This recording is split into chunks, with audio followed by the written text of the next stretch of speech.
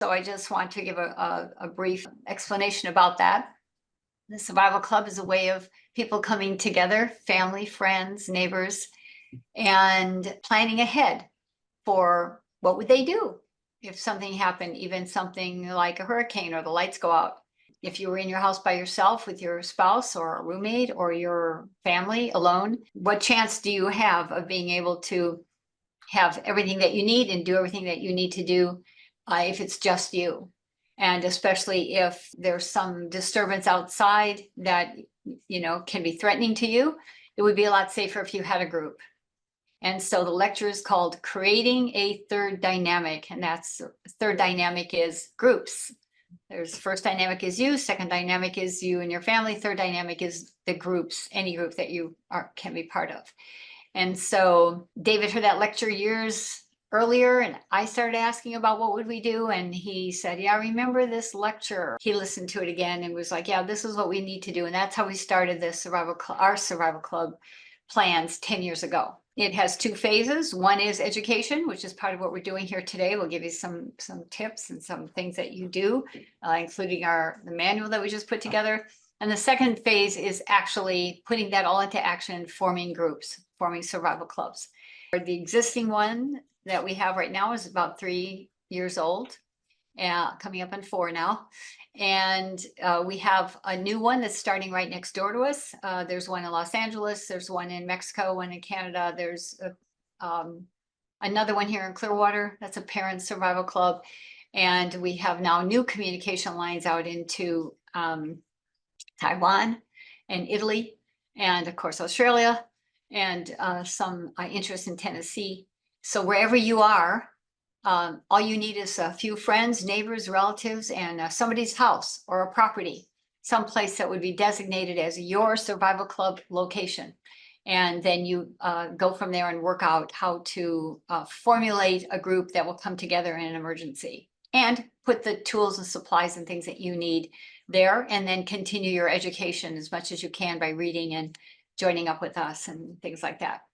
So I have a short PowerPoint to show you. David, if you'll let me share, just to give those of you who've been around a while some updates on what's happening with our current property, and those of you who are new to be able to get a peek at what is a survival club, maybe get some ideas about how you might put one together with the people that you know or that you would like to be with in such a situation. So this is the 2024 Fairwinds Forest update halfway through the year. And our theme for this year, and Liz will recognize this, a lot less talk and a lot more action. We got to the point where, based on what we were observing, we're like, we have to move fast. And so we made some major progress in quite a number of areas. So here is our new gate when you enter our place. This, by the way, is a total of 85 acres. And it has a front, what we call our front entrance. There's also an egress if we have to leave. So this is the new gate and the new driveway. And these are all thanks to Rick. Paved drive all the way up to where the action is on the property, and this beautiful gate that is very properly secured and swings open and closes very well and has an incredible set of locks. And that's a new thing. And this is some drone shots that thank you, David Tinoco, for doing these. There's the barn. This is going to be our animal feed and food processing center. This is a steel barn that can handle up to 150-mile-an-hour hurricane winds. This is a in progress greenhouse, and this will be covered, and we'll have these trays in there for growing spirulina, which is one of our next upcoming projects. This is a house with the solar panels on both sides for our what will be unlimited and sustainable electricity. And behind these trees are our goat paddocks. And this is the goat shed down here. And this is just an idea of what's around us. Nothing really. It's a very wonderful, out of the way place, very secure. And this, if you can see this right here, that's our ham radio tower, so we can communicate regardless of what happens with the phone and the internet.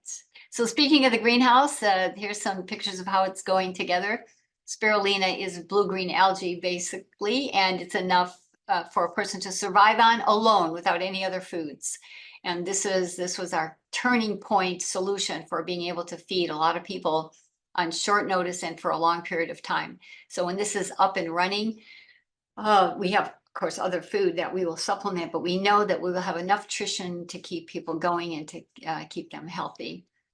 This is all part of it. This is Rick's work. These are copper tubings that have been bent and put together for running the hot water that will keep those bins at the exact right temperature, and it will be controlled air temperature. It'll be kept clean. There won't be any interference of animals or bugs or any bad things that could come into the area. This is our campfire location. We love to sit around there and have campfires. And there's a new addition to the place. It's a bench that was built solely by our grandson, Atlee. Kids are very welcome to come up and learn new skills, play with the animals, feed the animals, learn how to handle tools, and great location for recreation and for people and kids to both learn. We had an overnight drill recently where people came up, stayed overnight, and they drilled what would happen if there was no cell phone, there was no computer, there was no internet, which means there would be no GPS. We're not allowed to take them any of the main roads. So they had to find their way on back routes. And instead of an hour, it took most people over 2 hours to get here. JP takes the prize for taking, I think it was 4 hours to get there. We learned a lot, JP said, gee, it would have been great if I had had a compass. So this is one way after like 3.5 hours, he finally hit a road that he knew. He was like, great, but he didn't know which way to turn. So he spent another hour going down one way and turning around and going back. So anyway, here's Mike. He took his dog out there. They had a great time, stayed overnight, and learned a lot of things about what you might need to pack up from your house and take off. So this is right by our pond. And this was a discovery of an old picnic table that was completely covered in trees and bushes, and Rob and other people got in there and dug it out and made an antique spot where we can hang out. And so here's some more kid activities. This was a goat. It was originally a chicken coop, and then it became a dog pen. And I think we've using it now for something else. But the kids got out there and painted it. They did a beautiful job of it. They had a great time. And these are activities that we really love. They are our future. And this is one of their products that day. It was just a lot of fun. So here's a gate going into our goat paddock. And here's some of our goats. These are when the kids were born. We had 4 of them that were delivered like within 48 hours of each other with 3 different mom goats. So it was crazy. 3 goats delivered in like 3 days. And here's Daryl fixing up the latch on one of the fences. We now have 3 connected paddocks for them. And here's Phil and Mike also working on the paddocks. This is paddock 3, which is now almost done. We have one final little step to do to finish it. And it's plenty of area for the goats to be in there and be able to get what they need. Goat paddock 3 done. We just have to put some dirt in along the fence and it will be finished. There's Barb and Randy working away and having a good time. Everybody loves the goats and the kids. There's Phil, and that was a guest, and Janie just spending some time with the goats. All right, here's our new galley. A lot of work went into this. Roberta's responsible for the galley, and we've got just about everything you could possibly need to feed a large group of people. And it's stocked and it's ready to roll. We have a new first aid / medical center. The top left there is where it was just being put together. And here's a section of the medical center, which is adjacent to it. And we want to give a huge acknowledgement and thank you to Mark. I see he's here. Thank you so much. He put a lot of special attention. You see how beautiful it is? We really thank him for that. It's a really a great spot. So playtime, lots of fun up there, playing with the dog, swimming in the pool, kid activities. We're really making it a home away from home. We had some boar that was impinging on our area, and they had to be trapped. So there's Rick with a very well planned out team for trapping them, and then we were able to give them to the neighbors. Trapping boar, not kids. I know it looks like my grandson's being trapped, but that's not what's happening there. He was helping. And here's Scott getting some milk out of the goats after they had their kids. And on the right, there's Mark getting water out. What I mean by that is he put in a septic tank, dug it out, put it in, put it Wow, on look at that. That's big. all the wiring. It is huge. It is really huge. Wow, And it's going to that's a big job. it was a huge job. He had some help, but a lot of it he did on his own. And it's all now completely covered up, and it's all grass again around the barn, so you would never know it was there. And also, if people have RVs and they're up there, he put in an attachment so RVs can hook up to it. So we've opened up a new section of gardening. This is next to the garden that we have. And that's Rick out there churning it up and getting it ready to prepare to be planted in. And on the left, you see Rob, Barb, and David putting in a fence to block out that new section of the garden. And that's going to be a really great place to practically double what we have. And here's some shots of the garden. David and Marty particularly do the most work out there. And then during the weekends, he brings his family, and Linda's been out there, and me and Barb and Ellen and Damara. A lot of people have worked on there. Anytime member wants to come, you can help to do whatever we're doing: seeding, harvesting, sowing, or harvesting, or weeding, whatever it is that we're doing. But you can see the papaya on the right. There's a huge tree there with I can't even count how many. There must be 15 papaya up there. Wow. So the windmill, some of you may have seen it before, but that's Barb. The vines were crawling up there and not making it as pretty. And she just wanted to get them down. So she climbed up there, got the vines down, and got the thing turning. I think we were also taking pictures that day, and we needed it in a different spot. So got that all cleaned up. And here's some neighbors that came by to say hi. These guys, these deer, they just love us. They come by and just stand there and look at us like they're talking to us. We're no threat to them, and they love coming around. It's a beautiful shot. One of our members, Sheila, donated this trailer to us, very much needed. And we've also discovered, in addition to lawn equipment and other things that we need, that we also are going to be now able to purchase almost a year's supply of hay when it's at its lowest cost, and stock it in there so that we can use it as we need it. And that will be happening in the next week or so. And Rob, you have the authorization to do that, by the way, when it meets its lowest point. That's ready to go.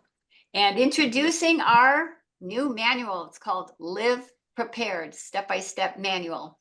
And as David mentioned, it's a compilation of information that we have discovered through using it, and through the experience of people who have been in these operating with animals and farms for a long time. It's 253 pages, and if you are a paid CPG member, you will get one. We are putting them together as fast as we can. They're all printed. They just have to be put in, and we just love it. Every section, there are 50 subjects, and every one of them is a checklist. So there's a little bit of information. If you want more information, you can go online and get it. But the checklist is, what do you do? Step 1, step 2, step 3, all the way through, from, how do you feed goats to, how do you grow tomatoes? So you'll just love it. So a survival club, this is for you. You can join one if they're not full. You can create one. And if you're part of one, do go and have fun and come and help, because there are many benefits. We have lots of wins from our members. Just being away from city areas and electromagnetic pulses and flows around can give you a very serene and peaceful feeling up there. And the camaraderie with friends is really great. So I do encourage you all to become part of one and to get the feeling that no matter what happens, it doesn't matter. You keep up on what's going on, and I sit back and I go, okay, well, we're going to do everything we can to prevent this, but if we can't, it doesn't matter. We're going to be able to manage. We're going to be able to survive and survive well. And we're going to have a group that will be able to eat, exercise, have security, have water, have energy, and be able to go out and help.